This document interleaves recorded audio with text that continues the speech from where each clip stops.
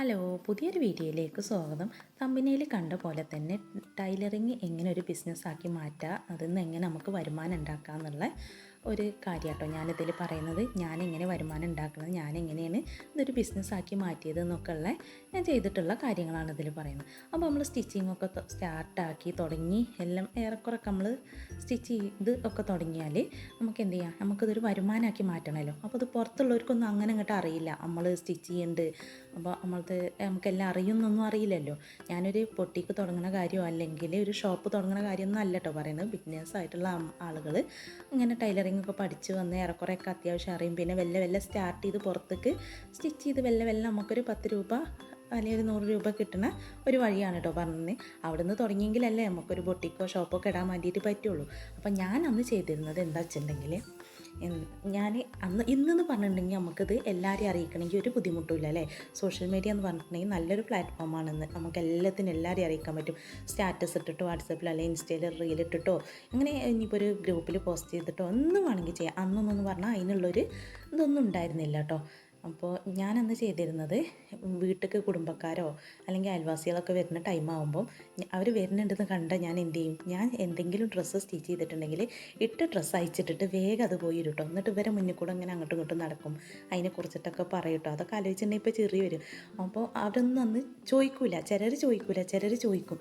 അപ്പോൾ ചോദിക്കാത്തവർ ഞാൻ എന്ത് പറയും, ഞാൻ അവർ പോകാൻ സമയമാകുമ്പോൾ ഞാൻ പറയും, ഞാൻ സ്റ്റിച്ച് ചെയ്താട്ടോ, എങ്ങനെയുണ്ട്, ഭംഗിയുണ്ടോ.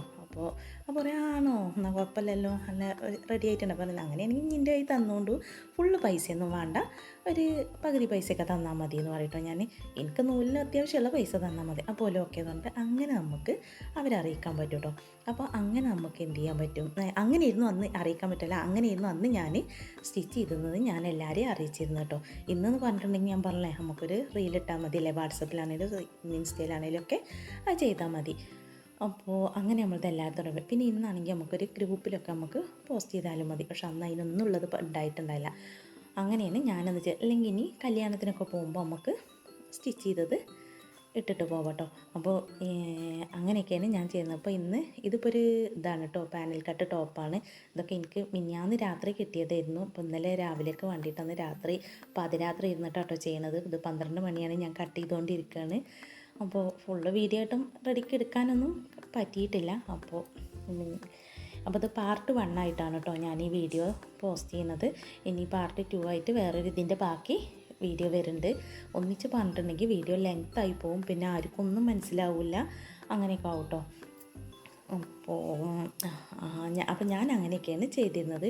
പിന്നെ അതുപോലെ നമുക്ക് എന്ത് ചെയ്യാം, കല്യാണത്തിനൊക്കെ പോകുമ്പോൾ നമ്മൾ തയ്ച്ച ഡ്രസ്സ് ഇട്ടിട്ട് പോവാം. അപ്പോൾ അവർ നമ്മൾ നേരിട്ട് തന്നെ കാണുമല്ലോ, ഡ്രസ്സ് കാണുമ്പോൾ. അപ്പോൾ ഞാൻ തയ്ച്ചതാണ്, എങ്ങനെയുണ്ട്, ഭംഗിയുണ്ടോ, കൊള്ളാവോ എന്നൊക്കെ ചോദിക്കാം.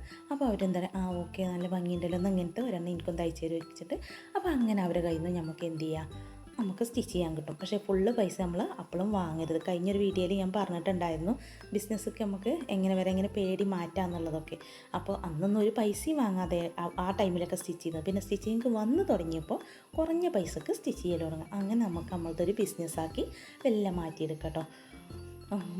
അപ്പോൾ അങ്ങനെയൊക്കെയാണ് ഞാൻ ചെയ്തിരുന്നത്. അങ്ങനെ ചെയ്ത് ഇന്ന് അത്യാവശ്യം നന്നായിട്ട് സ്റ്റിച്ച് ചെയ്യുന്നുണ്ട്. ഈ ഒരു ബുദ്ധിമുട്ട് കൂടെയൊക്കെ കടന്നു പോയിട്ട് തന്നെയാണ് ഞാനിന്ന് ഇവിടെ എത്തിയിട്ടുള്ളത് കേട്ടോ. അപ്പോൾ വീഡിയോ ഇഷ്ടമാവുകയാണെങ്കിൽ ചാനൽ സബ്സ്ക്രൈബ് ചെയ്യുക, ഷെയർ ചെയ്യുക, ലൈക്ക് ചെയ്യുക കേട്ടോ. അപ്പോൾ ഇതിൻ്റെ പാർട്ട് 2 ആയിട്ട് ഞാൻ അടുത്തൊരു വീഡിയോ ആയിട്ട് വരുന്നുണ്ട്. ഇത് ലെങ്തായി പോകുമെന്ന് വിചാരിച്ചിട്ടാണ് ഫുള്ള് കാര്യങ്ങളും ഇതിൽ പറയാത്തത്. അപ്പോൾ ഇനി അടുത്തൊരു വീഡിയോ ആയിട്ടും വരുന്നത് വരെ ഓക്കെ, ബൈ.